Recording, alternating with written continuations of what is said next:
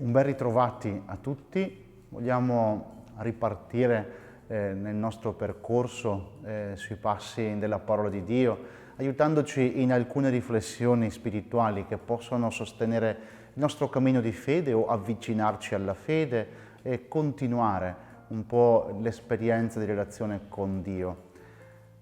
Voglio lasciarmi aiutare oggi nel nostro momento insieme da un breve versetto del libro del Siracide che dice così: Figlio, per quanto ti è possibile, trattati bene, non privarti di un giorno felice.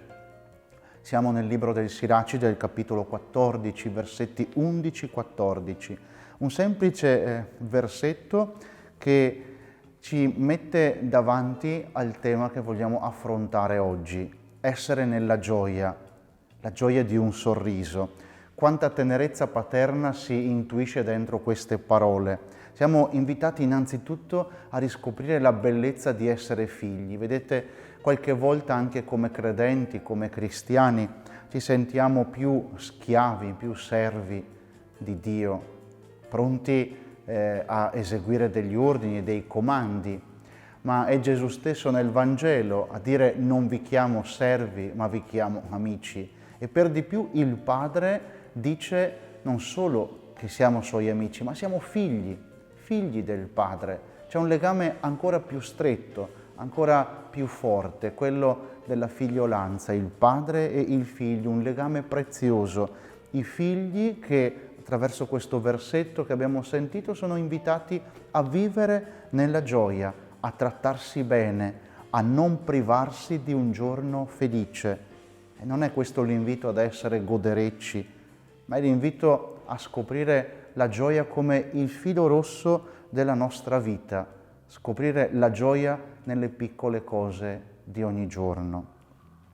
Papa Francesco, nell'esortazione apostolica Evangelii Gaudium, che abbiamo capito fa da colonna portante del suo pontificato, invita proprio tutti noi ad immergerci in questo fiume di gioia. Ma mentre parlo penso anche a quelle persone che faticano ad essere nella gioia. Penso al tempo storico che stiamo vivendo, ma penso anche alle fatiche che qualcuno personalmente può portare dentro il cuore. Come essere sempre nella gioia? Come vivere sempre nella gioia? Per essere sempre nella gioia occorre vedere i piccoli spiragli di luce che troviamo dentro la nostra storia quotidiana e occorre allenarsi a questo. Stare nella gioia si esprime con un gesto molto semplice, quello del sorriso. E il sorriso non è l'atteggiamento di chi non ha problemi, di chi non soffre. È il modo più bello di essere cristiani, quello di essere sorridenti. Vivere nella gioia, vivere con la gioia nel cuore, significa essere uomini e donne di speranza. Il Papa aggiunge a questa espressione che tanti cristiani vivono più con il volto della Quaresima senza la Pasqua. Il cristiano non è triste, il credente non è triste, ma possiamo dire anche l'uomo e la donna di oggi, del nostro tempo, non possono essere tristi. Ci sono già tante tristezze in giro, tante fatiche.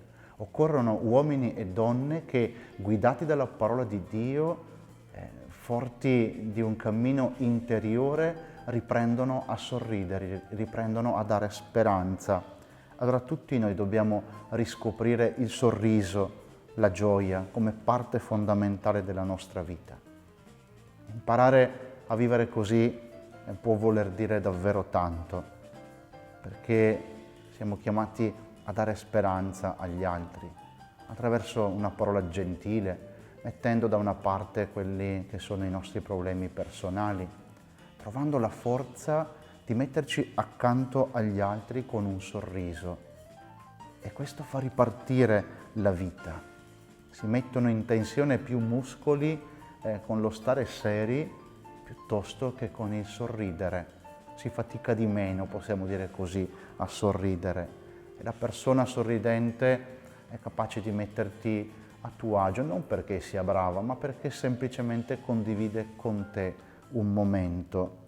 Ecco, il sorriso fa star bene te e fa star bene chi ti sta accanto. Abbiamo bisogno veramente di persone sorridenti e questo sorriso appunto non nasce solo da uno sforzo personale, si nota quando un sorriso è forzato. Abbiamo bisogno di sorrisi genuini, di persone gioiose ma genuine, gratuite. Ecco, allora invochiamolo come un dono. Prendo il versetto del Siracide: per quanto ti è possibile, trattati bene e non privarti di un giorno felice. Ecco, che sia per tutti così. Non priviamoci del sorriso, non priviamoci della gioia, non priviamoci di giorni felici. La tua parola, Signore, ci dia questa gioia.